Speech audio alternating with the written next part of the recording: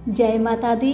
मेरे सभी प्यारे दोस्तों, मैं लक्ष्मी शर्मा बड़ों को चरण स्पर्श, छोटों को प्यार और बराबर वालों को दिल से नमस्कार करती हूँ। आज मैं आप सभी को बे माता की कथा सुनाने जा रही हूँ। यह बात सत्य है कि कर्म से कोई भी बच नहीं पाया है।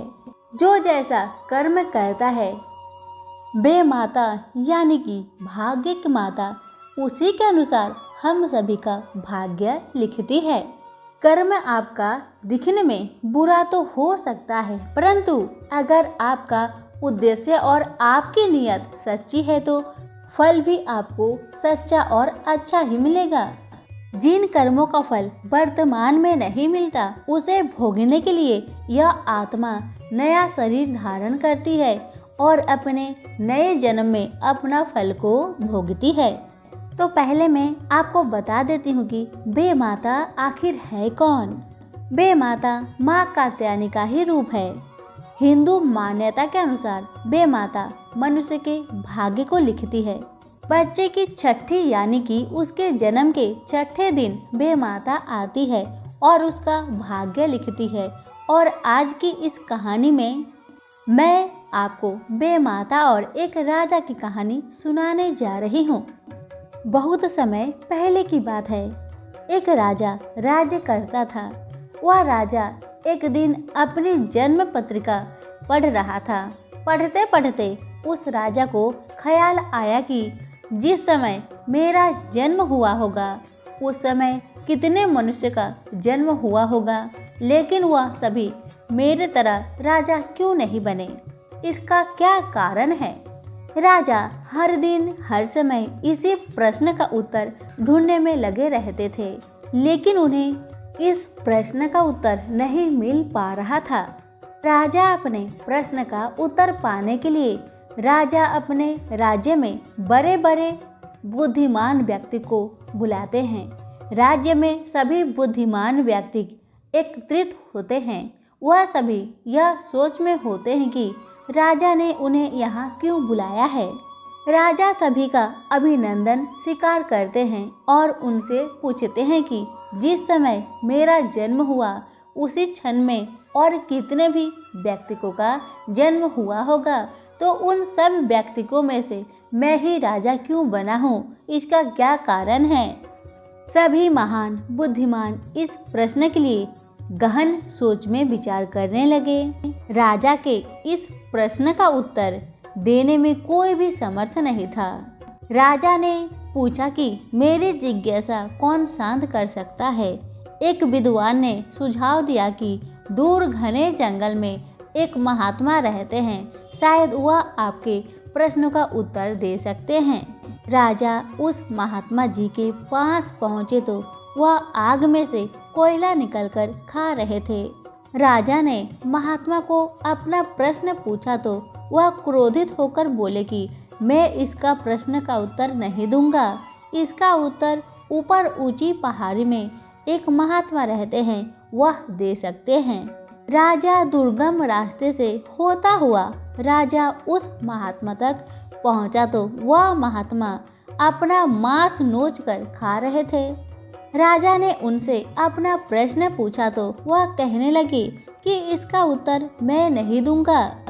मैं भूख से बेचैन हूँ, मेरे पास समय नहीं है। आगे आदिवासी गांव में एक बालक जन्म लेने वाला है जो कुछ ही देर तक जिंदा रहेगा। वह बालक तेरे प्रश्नों का उत्तर दे सकता है। राजा बड़ा बेचैन हुआ। बड़ी अजब पहेली बन गया है मेरा प्रश्न। उत्सुकता प्रबल थी। राजा ने पुनः कठिन मार्ग पार कर उस गांव में पहुंचे। गांव में उस दंपति के घर पहुंचकर सारी बात कही।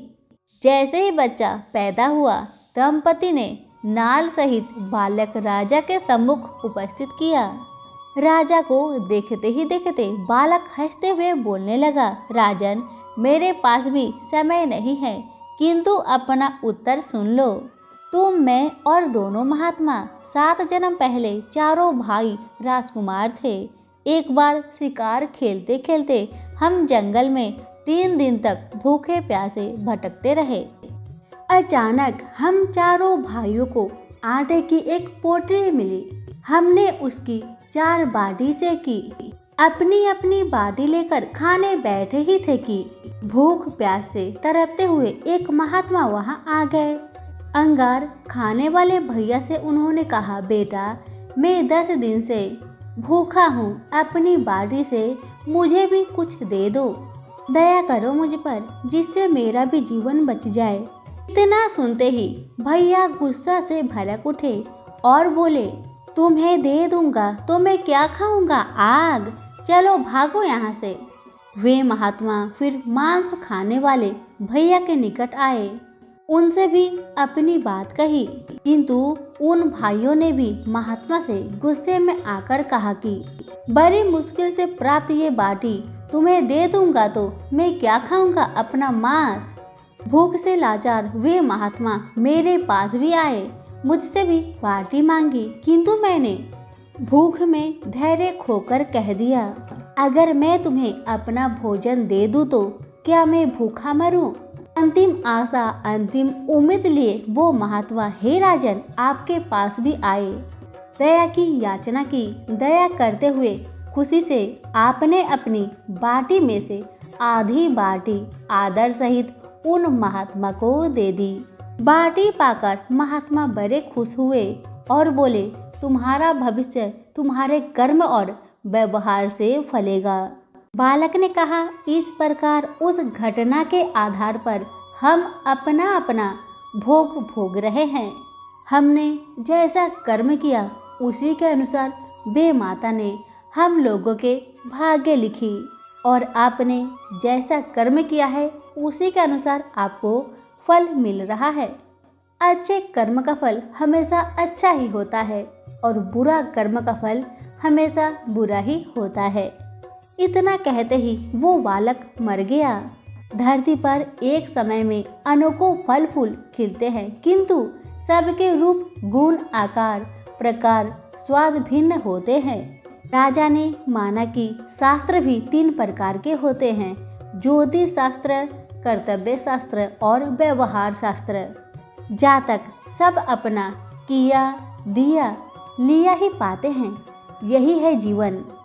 गलत पासवर्ड से एक छोटा सा मोबाइल नहीं खुलता, तो सोचिए गलत कर्मों से उन्नत के दरवाजे कैसे खुलेंगे। इसीलिए हम सभी को अच्छे कर्म करते रहना चाहिए। आप सभी को हमारी आज की कहानी कैसी लगी कमेंट करके ज़रूर बताइएगा। धन्यवाद।